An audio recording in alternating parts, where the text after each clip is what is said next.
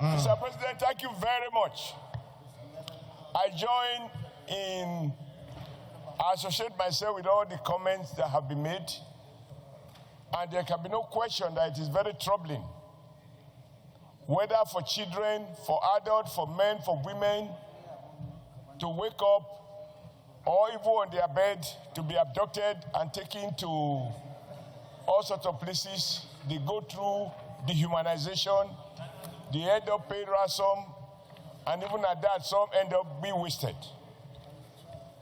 I am not sure, having listened this morning, with profound respect to all my distinguished colleagues who have spoken, I didn't hear anything new. We have competed for change of words to condemn, to denounce, to lament, to regret, to worry aloud about all of these things. And on each occasion, there are consequential prayers that this Senate has had to make. What I want to say this afternoon with profound respect is that it doesn't appear to me that we have carried out audit. By this I mean to refer to each of those resolutions that we have passed in the past, to ask ourselves, as a consequence, what specific actions has been taken based on those resolutions? If past resolutions did not change anything, why should we believe that today's own will be different? And if today's own will not be different, why should we waste our precious time on it? I want to draw your attention, Mr. President, to one particular one, because everybody in Nigeria must be accountable, whether you are under arms or you are armless. We all admitted we were shocked about war kidnapping that took place in Kebbi.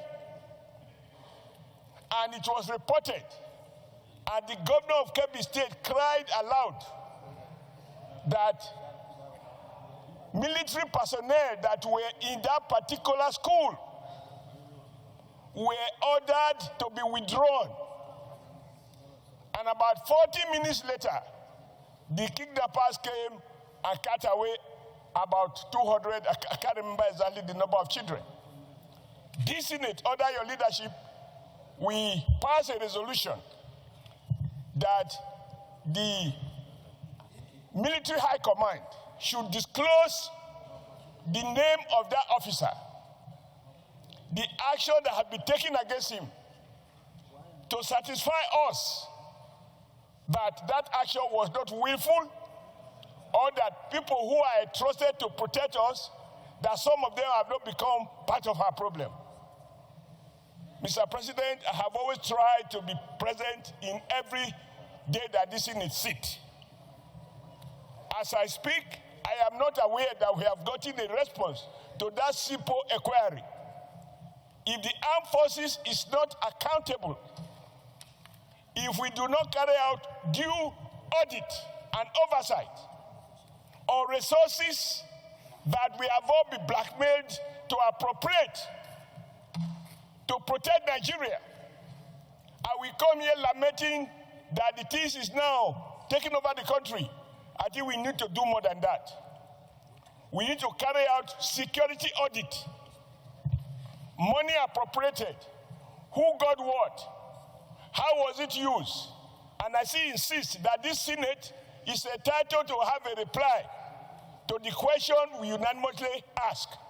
Who withdraw those people for the children to be carted away? You have 1 second remaining. If that was done, maybe these other ones now may not have happened. I associate myself with whatever we feel we can do, but I believe that any time we pass a motion, we are entitled to know the feedback arising from the response of the appropriate agencies. Thank you very much. Your time is off.